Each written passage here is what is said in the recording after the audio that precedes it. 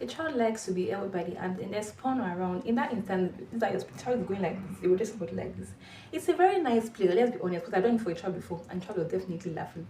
But that was before I knew this as a physiotherapist, because I understand that when you're doing a particular movement for the child, you are stretching the nerves. Now, when this particular thing happens, what you're doing for the doctor is that you're stretching the nerves in that particular part, the brachial plexus nerve, which can cause to brachial plexus injury. Brachial plexus connects, it's from C5 to T1, and then this connects the nerves that causes circulation to flow in the forearm, the arm, the fingers, and if there's any injury to a particular part, you can affect the child. Yes, possibly causes injury between C5 to C6. And when this particular thing occurs, the child is literally going to come down with injury like this.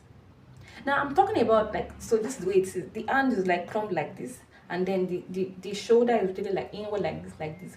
So for a child that you're playing with an answer injury, you might not notice this easily. It might just be slight. Person might just start experiencing this particular part is paining me, I can't lift very well. For a child that is already big enough to have that movement. But for some others, it can occur also in children, in newborns. Now, there's some types of delivery that are not good for a child. For example, there's a condition, a risk factor known as shoulder dystocia, where the head of the baby is already out, but one of the shoulder is out and the other one is still in. Now, at that instant, what the midwife wants is just to literally pull the child out. At that point, it's kind of dangerous, and it's all on God to ensure that the baby does not come down with complications. Because at that point, if you're pulling out with the arm will get overstretched, and at that point, you're stretching the nerves. And when you do that, you're causing injury to the brachial plexus. And when that injury occurs, the child might come down with Erb's palsy.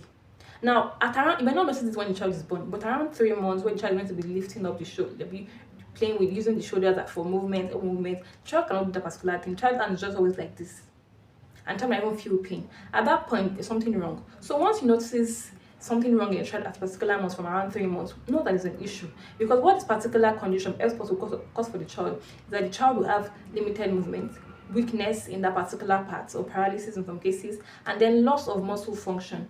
And some children can grow with it. So it depends. Some people may not be as much as this. Some people may not be the fingers affected, the arm affected. Depends on how stretched the nerves is. For aunties, mommies, uncles, and this is not to make you afraid or say you cannot play with the child again. It's just to help you know that when you're playing with the child in the particular movement, you're stretching the nerves, which is not good for the child. So if you want to play with the child, look for other means of play that does not involve you overstretching the nerves of the brachial plexus. If not, we'll come down with an injury that we don't want to happen to the child, and there might be more strain on the family and on the child than you can imagine. So now that you know this, please let's adhere to it, and let's know that children love to play, but we can play with them at their